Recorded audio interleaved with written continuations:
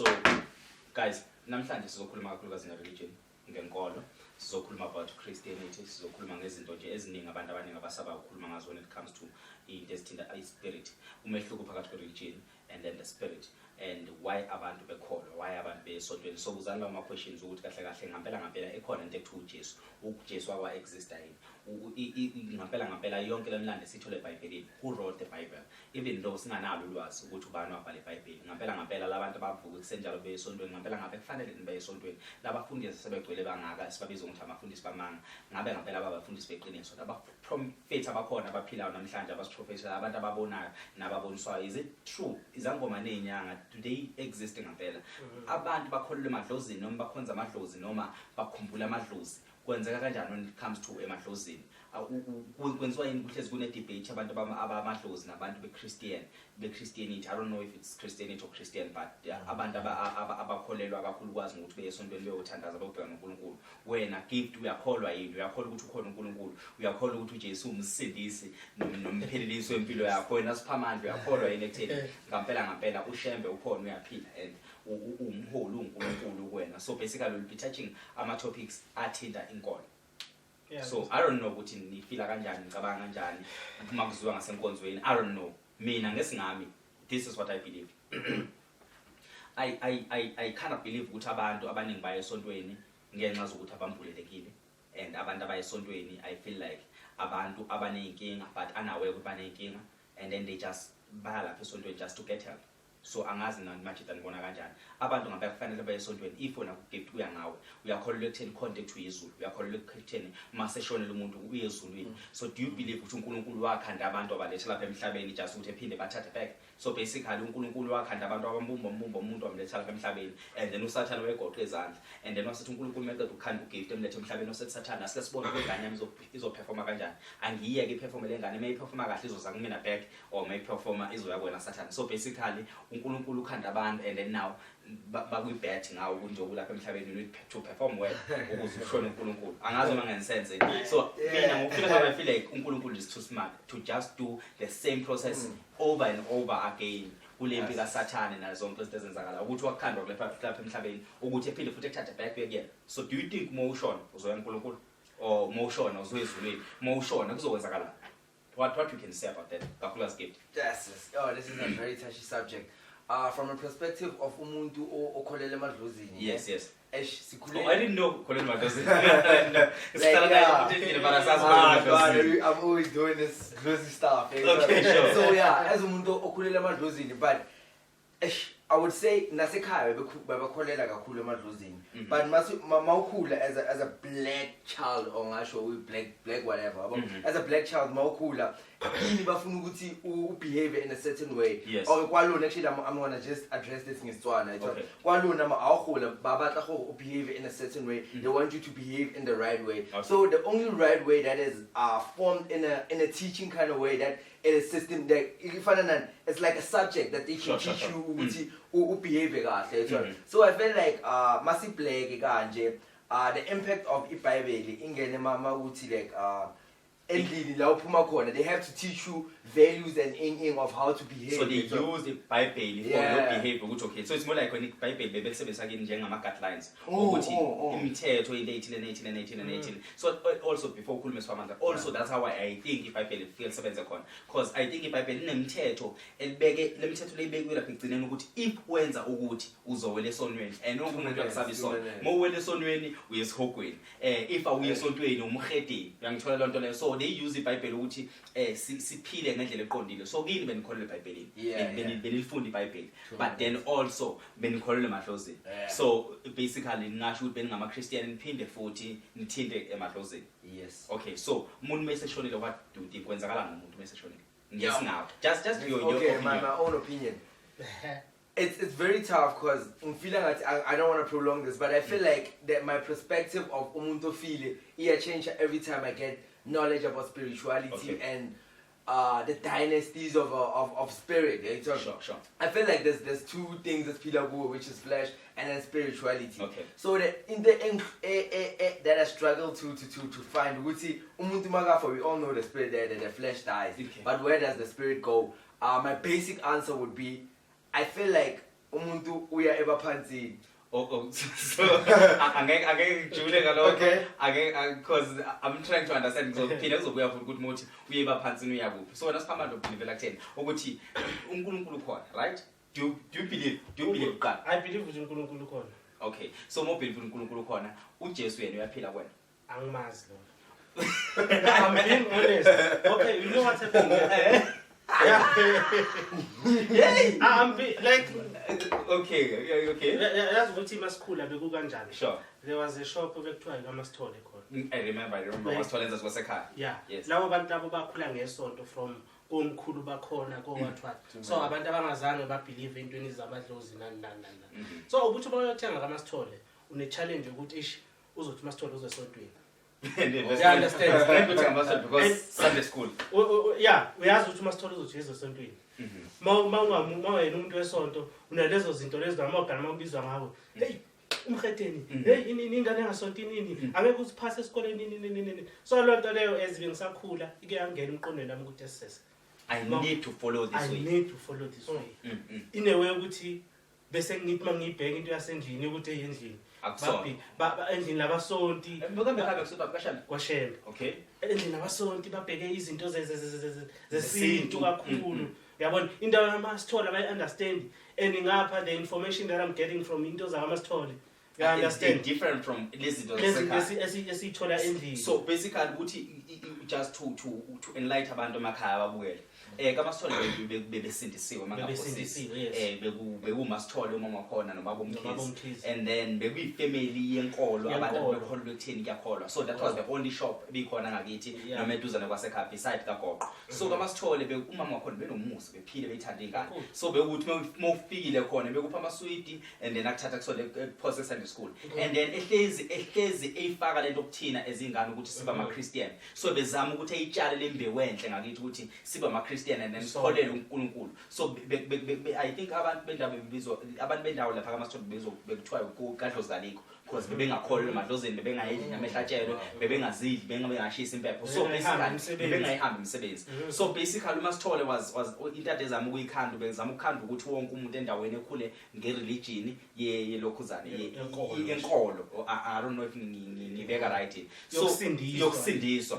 And then by doing that, so she will influence izingane eziningi endaweni ukuthi if awuze esontweni umhedeni, if awuze esontweni uzobhayila esikoleni, if you're not doing this ngokwenkolo angeke ube yilutho empilweni. Uyangithola into leyo. So now vele ukhula naleyo nto which I feel kwangenzeki ngakithi kuphela. Kukhona izingane ezikhulisiwe emakhaya kubo ezingabuzwanga ukuthi wena do you want to go to church evele zafakwa esontweni, which means iSouth Africa iyonke izingane eziningi ezibhedane zakhuliswa ngenkolo without asking their opinions because bengingamela ukuthi ube nombono about indlela benikhula ngayo kimi. So uyibona ikudominateka ngayo Christianity ufika ukuthi umuntu uphethe idlozi ngapha noma ukhuluma ngedlozi ngapha but ekhanda lakho uyazi ukuthi khona umuntu okuthi uJesu. So I'm surprised ukuthi uSphamantla yena mangikhuluma ngoJesu akasana ndaba. I don't know ukuthi you lose any interest ngoJesu. I'll tell you. No, it's not like ngilose interest. Ungayibeka kanjani bazoyizwa kabule nkulumo. But I'll tell you ukuthi into yenza la yini.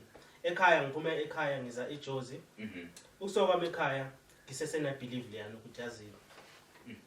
Wathi Masithole ngisakhula into yafaka emqondweni nami ukuthi whenever kwenzeka into embi mhlawumbe eniphambi kwami ngivika imoto ikhale ngoJesu. Yeah, ngoJesu. Injalo. Ngegama kaJesu. I understand. Lonto leyo mfethu yangena kimi ngisho manje yagcwala but as soon as ngifika la eJozi izinto the way ngabe nangakhona ukuthi azini people are making money. And when busy ngoJesu. Ngento yamasonto. Oh, okay. I understand. Lento yokuthi mina ngithi ngegama kaJesu mina la ngiphuma khona bengingasiyi business. Kanti mangifika lana this is a business. And Masithole was not making business ngegama kaJesu. She was genuine ngenkolo yokuthi ngampela uyikholo umzalwane usindisiwe. She was not making any money out of that thing. Yeah, as ngishilo ngithi from komkhulu kwakhona vele bekuyinto yakho. So I was so like ngaluza interest mangifika la ukuthi hayibo kwenzakalana. And then ngakuphulima noSphamantla. And then abantu abaningi kwaqala ke manje. People they starting to have different opinions about uJesu ukuthi ngampela that guy ulumjida lo usesayidini lethu yini as abantu abamnyama okanye usesayidini labantu abamhlophe noma umlungu wangampela. So that's a topic. And then maqala kwanda abantu who attack the belief of Jesus and then that's when sonke saqala savuleka amehlo noma ngeke ngisho savuleka amehlo but we started to see izinto differently. So nami ekukhuleni kwami ngikhula mina ngazi ukuthi khona umuntu okuthiwa uJesu and uJesu wamfela and uJesu wenza ukuthi nokuthi ngempilo yami. But then when people started talking manje about uJesu, talking izinto ezihlukahlukene basically bengikhumbuza noma bekhulisa lokhu mina engakhuliswa ngakho ekhaya, which is idlozi, uyangithola, which is ukuthi kumele ngikhumbule abantu abangasekho. So mase qhamuka abantu bekhulisa lokhu mina ngikhuliswa ngakho ekhaya bekuphilisa, then mase ngilapha eGolje kuSphamantla, and then I started to see i-religion okanye inkolo yama-Christianity ngelinye iso. Angeke ngithi inkolo yama-Christianity because now ekhaya bekuwushembe, but now they no longer shembe. And nami angisasuyena ushembe and ngalokho angifisi futhi ukuthi ngibe ushembe futhi angifisi futhi ukuthi ngibe yiChristian kuningi engakufisi but right la khona ngi-right la khona. I feel like I'm at this current moment ngikholelwa ekutheni uNkulunkulu khona and uNkulunkulu yena umdali and ngiyakholwa ngalokho. So I don't know if uNkulunkulu wele esayidini lamaNazaretha kaShembe noma uNkulunkulu wela ngaphansi kwama-Christianity. I don't know. I just ngikholelwa ekutheni ukhona uNkulunkulu. So I don't know wena gift ukuthi ngendlela yakho njengamanje. Do you believe ukuthi uJesu ukhona empilweni yakho? Like this is funny because ugift unayo uzothi uJesu akekho nasoba inkinga. I would say indaba I just hate the fact that Jesus is a human being, yabo. Okay. That's the first thing about the Bible. I'm not a person who fundi Bible kakhulu, but that's the first thing I noted ko Bible ukuthi Jesus is a person who was alive, who was made by God, and masibuka kahle God made everybody. Okay. So I feel like there is that thing of in the Bible you are God, and if you read the Bible not by like from a perspective of a preacher or anything, sure. read it from a perspective of a person or thathela ukuthi like there's people abacova le religion yaka God. I wouldn't say Christianity, but God, the impact of God and the God is in you and in it. So they take that part of religion, and there's people who are like Jesus. And to me, Jesus is an external force. So Jesus is not in you. Jesus is Jesus, and then there's you. I don't wanna. I'm gonna sound that wrong, but Jesus is Sphamantla, and then so I feel like God was a prophet, and he was a prophet before like that time. So that time God was a prophet. He did what he did, and it was all cool. But now we're living a different life, and I'm getting more knowledge about the inner God of you. And the more I'm getting the inner God, which okay, there's this God, and I'm God, and in you, but there's Jesus. So like I'm contradicting between praying to a person who was a human being or praying to the God in you. Okay, just to ngenze ibicala. So the main thing abakhuluma kakhulu ngoJesu, I'm not going to sit here and try to explain uJesu kunina guys and then even at home, because I feel like you are against the Jesu ukuthi ungasasayidini lethu. So uJesu mabechaza abakholwayo, it's said ukuthi akekho njengamanje uzomkhulumela uJesu and azama ukusichallenge about uJesu. So mina ngesingami uJesu mangibezwa abakholwayo bathi uJesu walethwa lapha emhlabeni njengendodana kaNkulunkulu, so wayezoba phakathi nendawo okuthi kumele siqale sikhulume naye before sifike kuBaba. So yena ube isithunywa sakaBaba ukulethwa kwakhe lapha emhlabeni wayezosifela ezoneni zethu. So kudala kuthiwa uma kwakunento noma konakele noma kuxoliswa kwakubulawa isilwane kwakuhlatshwa imvu noma isilwane esithile, I'm not sure ukuthi ngibeka kahle, but that was the whole. So that's why ngithi I'm not sure because akuyonto engibe ngiyilandelele, but ukufika kwaJesu kwaba ukuthi uzoqeda ukubulawa kwezilwane egameni lokuxolisa noma egameni lento ethelele. So basically uJesu wasifela ezonweni zethu. So bekuthi masinezono besamba simsamo siyohlaba imbuzi okanye siyohlaba isilwane noma imvu siyosho ukuthi siyaxolisa. So uJesu wafika ke negazi lakhe lokuthi no, ngiyaqeda indaba yokuhlaba ilwane, and then waphindwa wasifela ezonweni zethu. Now masesonila sadinga ukuhlaba isilwane, sesidinga ukuthi sambe siyokhuleka siyosho ukuthi Jesu noma uNkulunkulu wami sengonile ngegama lika Jesu, ngicela into ethelele. So basically that's how they use uJesu kulaba kakhulukazi labantu abakholelwa kuJesu. So mina ngokukholwa kwami noma ngendlela engibheka ngakho nezinto guys, I feel like umzimba wami izulu lami. So I feel like akukho okusha uNkulunkulu akakudala kimi akasazokuthumela manje. So uNkulunkulu konke akakudala kimi wakudala ngosuku mhlazana engikhanda engibumba engiphefumulela ethi ingane yami le ukwazi kwakhe ukwazi kwakhe uzophila kanje ukwazi kwakhe this is the way akazoyithatha endleleni yakhe esemhlabeni, izinto akazobhekana nazo lezi, ukwazi isikhathini esithile uzobhekana nenjabulo, ukwazi makushaya isikhathi esithile uzofica nobuhlungu, ukwazi ukuthi makushaya isikhathi esithile kuyokwenzeka into ekanje empilweni yakhe. So basically nongabe mina kwenzakalana angithandazi ngicele okusha kuNkulunkulu, but ngithandaza ngicele khona lokho khona ngithi akakuveze sekuyisikhathi sakho manje lokho. So I don't know if I'm making sense. So whenever I'm praying, I'm not saying uNkulunkulu ngicela ungiphe imali, so I'm like uNkulunkulu kunzima lapho ngikhona, and ngisacela ungiphe isibindi sokuthi ngime ngibekezele kudlule ubumnyama ukuze inhlanhla zami nokukhanya kungifice ngikuposition right, because I feel like abantu abaningi lapha emhlabeni mebehamba they tend to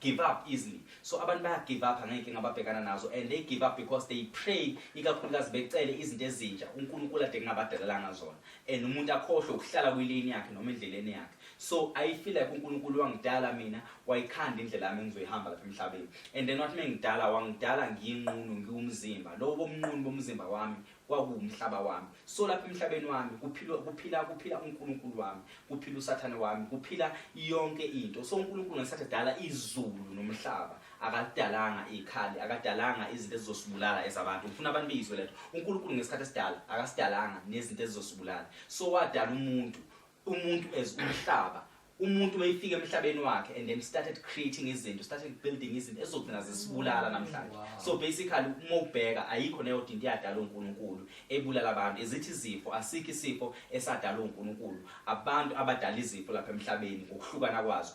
Upoison uNkulunkulu akadalanga upoison, wadala izithelo, umuntu wasehlanganisa ubuthi obuthile nobuthile wakhipha ubuthi obuthile bokubulala umuntu. uNkulunkulu akadalanga ibhamu, wadala imayini, amagolide, amasiliva, and then umuntu wathatha wahlanganisa wakhipha isibhamu. uNkulunkulu akayidalanga ngemmese, wadala iiron, umuntu iron wayikhanda wayenza umbeso ukuthi ubulala umuntu. So basically I don't know, uNkulunkulu akazayidala imoto, wadala izinsiza kusebenza, and then abantu bathatha bahlanganisa imoto, and then namhlanje imoto izona ezisibulalayo. So basically everything that is happening, umoya usuphefumula, uNkulunkulu akazawudala umoya obhedayo. Umoya lo usuphefumulayo izinto ezikhandwa abantu ukuze kube nalo moya lo esibhekene nayo. So everything that is happening la emhlabeni yenziwe umuntu. So basically even nanomzimba wami ke ngithatha njengokuthi umhlaba owadala uNkulunkulu ewudalela mina. So whatever that is going to kill me, yimi engizobe ngi-inviteile emhlabeni wami. So impilo engizobe ngiyiphila iyona ezodetermine ikusasa lami noma impilo engizoyiphila emhlabeni wami. So mangizofuna ukuthi ngiyibeke sengizoqeda nginiphe ithuba futhi. So ngiye ngiyibheke engazuthi isihogo nezulu ulapha kimi. So ngikwenzela isibonelo bokubheke emojabulile ukuthi usifila ngazuthi usezulwini, usifila uphila, usifila unethemba elihle. Asike sithi wonile umoshile, that's when you feel isihogo. So ngaleyo ndlela leyo abantu abaningi they fighting ukubona izulu bephile esihogweni lapha emhlabeni. So they trying by all means ukuthi bebona izulu lezulu langempela, ukuthi umuntu ethi mina mangifa ngiyobona izulu, akhohle ukuthi izulu yilela akalihamba lapha emhlabeni.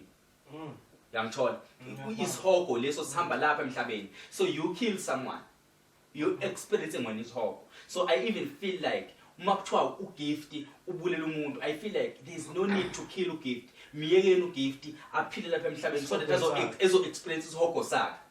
So there's no need ukuthi wenze kahle just because ufuna ukubona umbuso wasezulwini. Ekubeni ungenza kahle lapha emhlabeni uzijabulise, wenze zonke izinto zokujabulisa so that uzo experience isimo sasezulwini ulapha emhlabeni. So the more you doing bad, that's the more you experiencing isihogo. So that's basically the shortest summary about mina ukucabanga kwami ukuthi uNkulunkulu konke akadala kumina kulapha emhlabeni wami. So Sphamantla, let's come back to you about ukuthi uJesu akekho, awumazi aka-exist. So ukholelwa kini wena, ukholelwa ekutheni mawufa uyaphi? If uJesu wena uthi akekho empilweni yakho, ucabanga ukuthi ubani ozokukhonektha noNkulunkulu wakho? So do you think ukuthi ikhona communication yakho noNkulunkulu ngaphandle kwaJesu, as kushiwo ukuthi uJesu uyindoda ephakathi nendawo, uyindoda edlulisa izinto zakho, wena izinto zakho idlula ngobani ukuze ifike kuNkulunkulu? Hey mina bafanje, to be honest kulo nkulumo leyo sengangenzani ngabeka abadala bakithi phana indawo. Okay. Kwekuyibona ngengilive ukuthi yiba bangihlulisela imiyalezo kuNkulunkulu nani konke okwenzakalayo bayi middleman yami. Okay, sure. Understand? okaJesu kujule kakhulu kujule kakhulu. At some point I feel like uJesu introduce kithi as abantu abamnyama abelungu. Okay. Because you see that picture, I don't know ukuthi ubani oze nayo. Yes, the picture kaJesu. Sure. Picture kaJesu. And abantu abaningi they always complain about that picture. We fit emakhaya hlukahlukene nathi ngathi ekhaya ekhona kweminye imizi la ngakithi isithombe sakaJesu. Yes, exactly. I think that's another thing abasiblinde ngayo. So each and every time mawubona umlungu, that's why abantu besaba belungu sometimes. So each and every time mawubona umlungu, you think of that man. You think of that guy ukuthi vele umlungu lento ayenzayo right because no Jesu mhlophe. Umlungu mayephethe kwikhampani, that's a good thing because of no Jesu. Umkhulu umlungu. Yeah, understand. So there's some of the things engathi mangithema ngithi mangizifunda. Ngagcina sengithatha le ndoda uJesu ngiyibeke eceleni. Nginganalwazi oluningi kodwa nje bengilongifunda ngayigcina sengithatha ngiyibeke eceleni. Wathi uJesu nje akahlangane phela. Ulungile mfethu ngoba umhlophe ngimnyama kabe ngapi eceleni. And then udila wena nezinto lezi. Ngidile nalabantu engibaziyo lapha yabona. Angilwi nontanga, hayi angilwi nomfowethu. So right. So do you think uJesu ngaphela ngempela isithunywa sikaNkulunkulu? Hey, selaphela ithemba lalo. Yes, kade ngisakhula. Hey, I used to believe.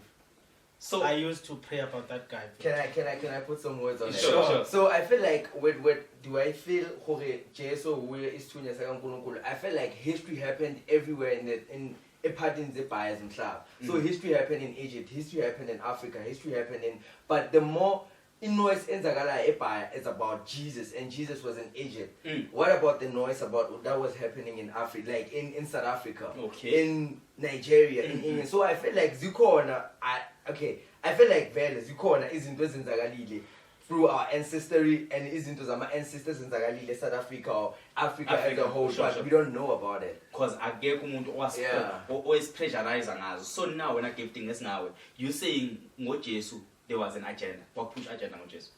I wouldn't say it was an agenda, but into ngayisho ukuthi marketing yoJesu pushiwe. Like it was dope. It was hot. It was dope. It was dope. That was PR marketing. So the marketing kaJesu needed. Yeah, because let's kiss him bit. And you know what, ne? Yabona umntwana mayikhula. Sure. Wamthatha. At the age of 5 years, Ibrahim selapha esazi ngoJesu. It's hard mfethu ukuthi umthathe umbuyisele back ikhohlwa. It's hard. And lento lena the way beyikhanda ngakhona. So it's more like lento kaJesu ayinamihluko kangako nepolitiki. Right? Yeah. So when you checking ngoJesu noma ngenkolo, they were trying to steal something from us. So that's what you're trying to say. They did. So the more they tried to promote noma ngesikhathi bezama ukupromota igama likaJesu kakhulu, whereas igama likaJesu liyaphila and likhona liya-exista, and bakhona abantu abakholelwa kuJesu, we taking nothing away from that. So we say liphilela abathile, liphilela uhlaka oluthile, right? I believe so. So njoba uJesu azalwe eGibhithe, right? I think we all agree it was a lucky bit, right? Egypt. It's Egypt, yes. Was a lucky bit. So we say ukhona umprofeti wase Egypt. Okay, now let's move to Ushembe. Yeah. Ushembe uzalelwe South Africa. And the guy is a black person. So, lokho kuphila ukuthi now you have the right to follow Ushembe. So, are you a Nazareth? Ulandela Ushembe? Because I know ukuthi gogo be Nazareth. And today kwenzakalani ngawe ngumNazareth? Mina I'll be honest. Ushembe introduce kimi uJesu sengene kakhulu. Okay. So it was because so it was really hard to ukuthi ngifake omunye umuntu. Because nami manga inside ungenile mfethu and he took over and bese kunzima ukuthi ngi understand igama lika Shembe. And the challenge ne ebikhona imithetho yakaShembe. Imithetho yakaShembe noJesu. Sure. Beside yakaShembe imithetho nje lezi inkolo lezi ngoba eyakaJesu ibisimple. Sunday you go to church, you pray. Ayikho eminye imigango ilandelelayo nan. But you know izinto ongamelanga uzenze. You understand? But when it comes to izinto zasekhaya is by challenge. kaShembe, okay? EzakaShembe like ukuthi on a Saturday akumelanga ngidle ukudla okushisayo. On a Saturday kumele ngiyosonto elangeni. Kumele ngihambe ngonyawo. You understand? Kumele kuzibeziningi izinto kakhulu azithiwe kumele ngagundi sanami ngalo point. Kumele ngishintshe iJewish yami. And then now we have amadlozi ekhaya kunamasiko futhi lapha emele ngiwalandelele. Ngiyathola. Yeah, understand kumele ngifake isiphandla. So zonke lezo zinto lezo ngimncane ziba i-challenge kakhulu uma usesemncane. Yeah, because umphakathi is talking about uJesu. Remember ukuthi sithe bekuphusa ipromo kaJesu ibinkulu, impact. Ubuyithola esikoleni ipromo kaJesu. Phinde futhi siyithole kaMasithole ipromo kaJesu. And then now you go back home. Ufica ekhaya kini bawushembe. Now umncane, now you trying to balance these two things. Ekhaya bakutshela ngawumoshembe. So manje ufica ukuthi mothathaza usuthi babushembe Jesu uNkulunkulu wami, and then uyashola ukuthi wena awu contradicting zonke lezi zinto lezi. Kuba ngathi ubetray untanga manje na. So I feel like we are the biggest thing in ukuthi sonke siyo kuJesu, it is the deed yokuthi whenever you believe in God you are a good person. And the fact ukuthi abalungu, I don't think we know bad things that abalungu abazenzayo. So motaba ngumuntu umlunga, but you just think of how everything is so nanso ke indaba.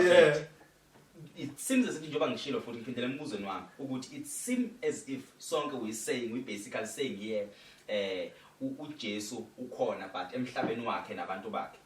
Siza la eSouth Africa. 2 minutes. Kunolihanyana, kunoshembe. So wena ke gift. Yeah. Do you believe in those two guys? Do you believe labo ba prophet? Do you believe ukuthi ushembe umsindisi wakho as umuntu omnyama, because ngiyakhumbula nothu nibeke indaba ukuthi cha nina uJesu sorry siyabonga uJesu unabantu bakhe. So nangu ushembe nokhanyana abamnyama bafana nawo. Yeah. Why don't you believe in them? Or do you believe in them? PR was weak, dog. The PR. That's the thing I show it from me and my modern stand on show age perspective. The PR was weak. So if ungabheka nasekasi in fact, like on a serious note, amachita ngene zitsisi ngiyabala. Marketing I got dope. It wasn't dope.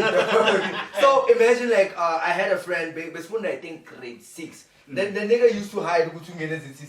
So for real, dog, when we saw the bench, we laughed, dog. My nigga, that's true, it was similar to the Chuck Norris kind of shit. So whenever you in ZCC, Chuck Norris, and then like it would be a genuine joke, like yo, dog. And then I would even go at you, don't get a ZCC. Yo, even if I'm getting ZCC, but sing So growing up with that thing, compared to you more like even doing subconsciously, not even consciously, like subconsciously, yeah, like he's already. So when I come back, I get a share, yo, dude, I get a share. You think so? I know like it's schooling. Yes, so I feel like no muguyele charity, and the fact that it's good deeds, busy near to God. So whenever you give somebody, God bless you. Yeah, the fact that God, I feel like everybody believes in God, or most of the people. Yeah. So here's the thing. Because I feel like you guys are confusing the two. 2 minutes. When you're saying God bless you, who's God? Yeah, that. So God. That's what I feel like. God bless you. God is the father of Jesus. And God is also my father. So like, same WhatsApp group. But it was more of multi God, like, I know Jesus, you subconsciously. So it was, now you're disappointed with Lega Kamara. Like, he taught me from day one. Bible, Jesus. So we used to even watch documentaries of Jesus. But me growing up, is that thing I got that black empowerment. And man, you told a black empowerment, and then always seeing God, Jesus, actually, as a white person. Not that I'm discriminative or anything, but it's all me. So I would say, oh God, his spirit is not any flesh, it's not black, it's not white. But with Jesus, I don't know. Alright, so you basically saying as much as umthathu Jesu umbeka la umbeka khona ukuthi unabantu bakhe naye kumele bemlandele. So still now let's come back to Shembe and let's come back to kubabule khanyana from ZCC. Ukuthi nithini ngalezi inkolo ezo2. So you still saying unabantu bakhe na ukhanyana. Ukhanyana, I think it's a church from Limpopo. Yeah.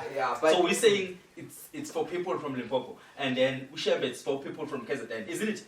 But okay, we are taking about for it. Mina, for me, mina ezinye izinto mfethu I would say kuya ngokuthi ukhule kanjani nokwazi. Because of njengamanje, imagine if I have John Ukhanyani, what do I know about Ukhanyani? I don't know. Do you support the church, the idea of opening or following our own black prophecy? That's what I would say. Because now we're pushing the black empowerment. Yeah, Right? I know. We know. Black lives. Yeah, I So know. Black Lives Matter zonke lezo zinto lezo. So now let's check. Asimbeke eceleni ke manje uJesu. Asiphume kuJesu because senemkhiphile ngempilweni naye akasanifuni uJesu nini. Yabo akanithandi uJesu uthule nje animo kude